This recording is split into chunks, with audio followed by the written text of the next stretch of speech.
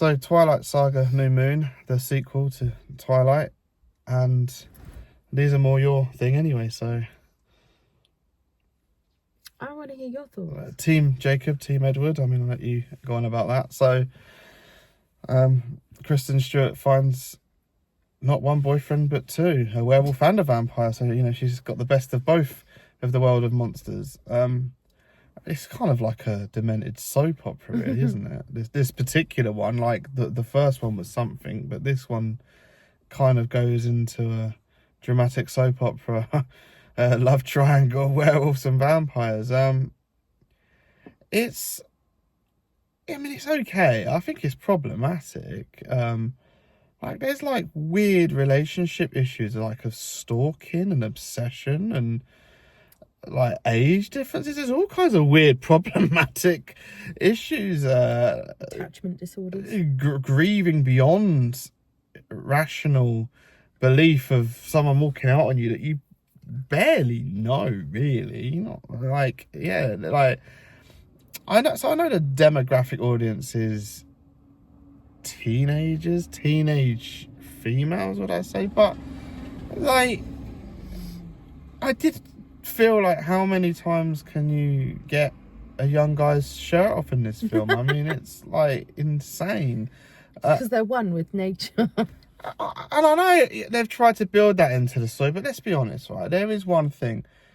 When they're turning into werewolves, they disintegrate the little bit of genes they've got on. That's touched upon in the books. That is touched upon in the books, the fact that they are pretty much naked most of the time. So where do these genes keep coming from, man? It's like the Hulk of these have like clothes lying around, but yeah, in the films they can't really do things. that. Yeah, like realistically, when they keep turning towards and ripping through clothes, they wouldn't have these like cropped jeans on, would they? Let's be honest. It's just blatantly stands out to me.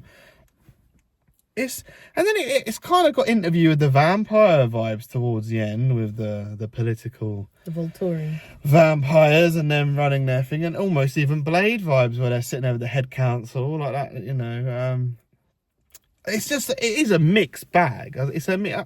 I don't dislike it. It's a mixed bag of stuff. And I said for the first one, I'm probably not, obviously the audience, but I'm not sure about the first to the second. I'm not like, I don't know if it was a step up, or I don't think it was as cringy as the first. I know there's some silly lines, and it was actually a very busy crowd tonight, and people were laughing. And as you said, and it's true, it's like Tommy Wiseau's The Room experience. The audience love it. Packed cinema, people laughing at corny lines, and just context, as I was saying, of just like, oh, let's just have your shirt off in the rain, and like the very stereotypical cliche moments which I suppose make these films. The CGI was okay. I don't think it was great. Still better than some of the stuff Disney put out. It would have been nice to see some practical werewolves rather than just like a computer. I mean, with all the fighting and everything, that's not really doable, is it? Well, it depends how you approach it. Phil Tippett is credited on this. They're very descriptive in the books, and the whole fighting thing, it's you couldn't do it practically. Well, then it goes like, you know, so you've got a steady drama, and then it goes into Mortal Kombat for the last 5 minutes where they fight, like vampires are fighting amongst themselves and doing finishing moves of. So it's got a weird mixture of styles in it as well. So it's a strange film in a way. Like it's actually. It's strange because you're watching in a lot of aspects. I feel like I'm watching it's not a teen rom-com, but a teen love triangle drama. But then it mixes in some slight horror elements, and then it blends some kind of like some weird, mad, actiony like it's very bizarre mix. It's almost like juxtapositions in some of it. Like, I don't know if that's just the film, because obviously the book, there's a lot more in the book. There's a lot more meat on the bones in the book, that it kind of explains a lot more and fills out a lot more, that they can't just... There's so much that you can't get it all on screen. And it also doesn't always transfer well from the books to the screens. I do like the universe they've set up. Like, I do find it interesting that, you know, the in the shadows vampires and in the shadow werewolves and the peace tree. Now, there is interesting elements to it. I do like the subtext and the story arcs and the politics with it. That is interesting. And it's not, I wouldn't say it's the acting that, I know I've said about it. It's not the acting, it is actually the script and the direction. It's not so much their performances. Like Kristen Stewart's character Bella, like it's just her character in this particular one in New Moon is very strange. Like, you know, I know she's upset that Edward has left at the beginning, but that goes into mental health disorder. Like, so one of the things the first one kind of skims over, the love story between Bella and Edward is very short in the first film. In the books, it's much more drawn out and complicated where their obsession with each other goes. There's more to it than what you see in the film. So then when you get to film 2, in book 2, you can understand why Bella is grieving so much that Edward has just left her like this. But in the films, it does come across as very odd that she's so attached to this person, because it feels like in the first film she's only known him like a week, but I think it was actually months. Forget the book. Like, I'm going off of what I'm seeing on screen at the cinema. So you get a lot more out of it. You've got to look at the screenplay and the direction. That's the information I'm being presented with in the film.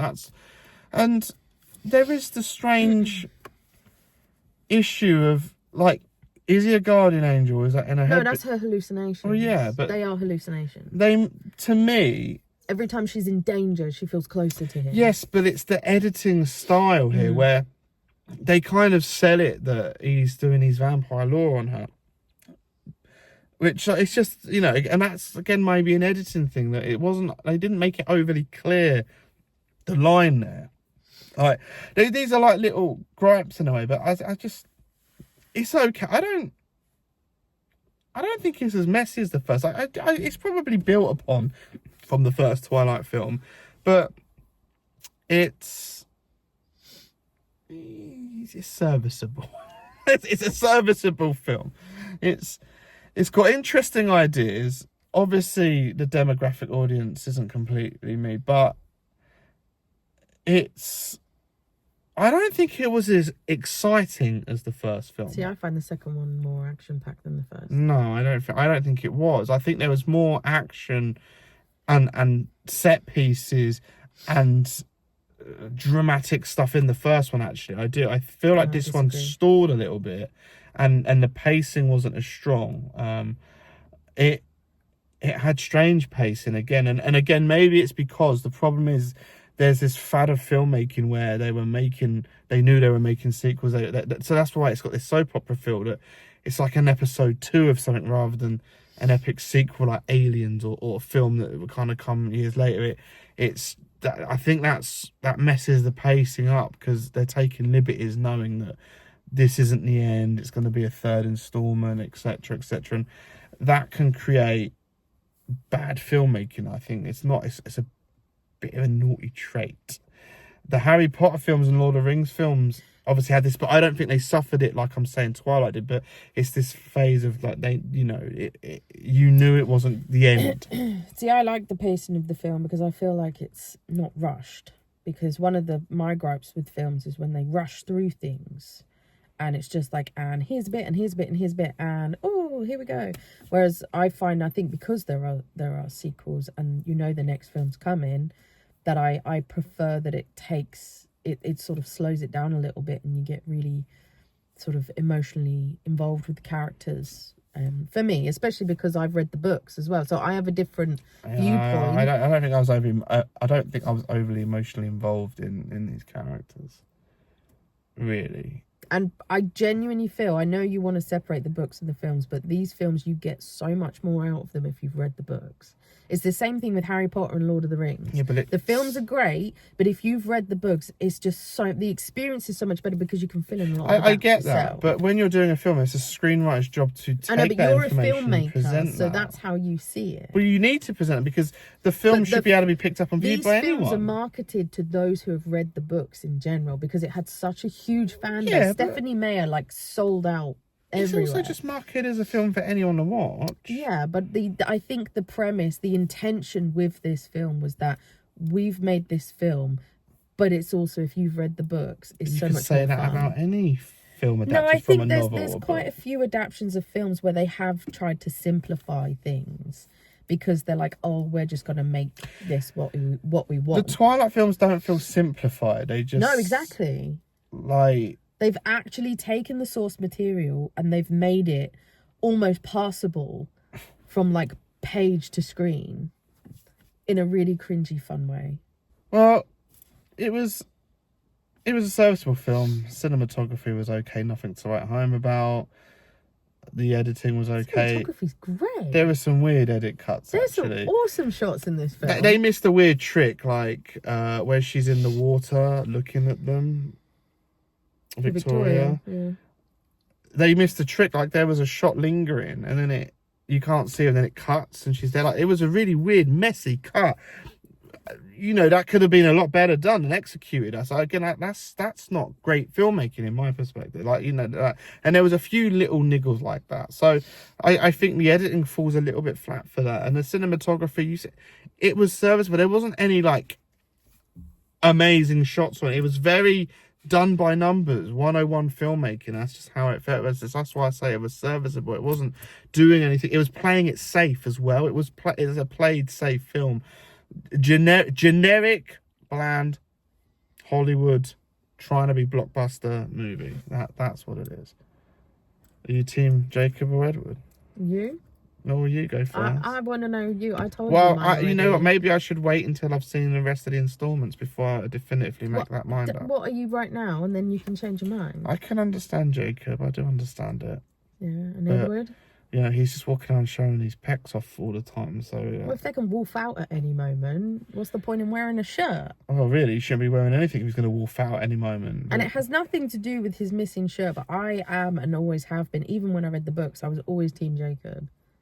Because I told you, Edward is so broody and depressing and Mr. Mumbler. And the fact that he would rather have his soulmate, love of his life, suffer and be hurt and maimed and a potential risk this entire time because for some weird moral obscurity he doesn't want to turn her, which I think is ridiculous. And I thought it at the time when I read the books, and I think it watching the films, that for his own selfish narcissistic reasons he wants to keep her a weak little human, when turning her would literally solve all their problems. It literally would, and it would be so easy to do.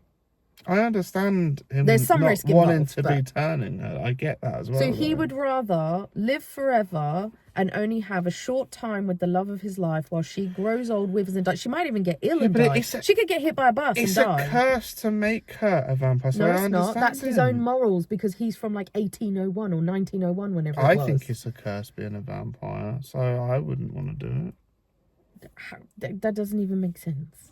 I understand Edward not wanting to turn her into a vampire. But it's her choice.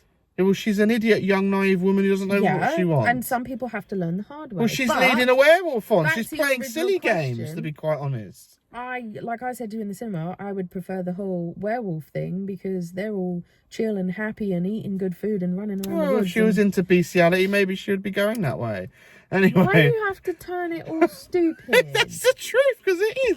She'd be with a wolf. No, she's with a man who can turn into a wolf. Well, she's still technically with a wolf dog-like creature. No. Yes. No. So that's Twilight New Moon. I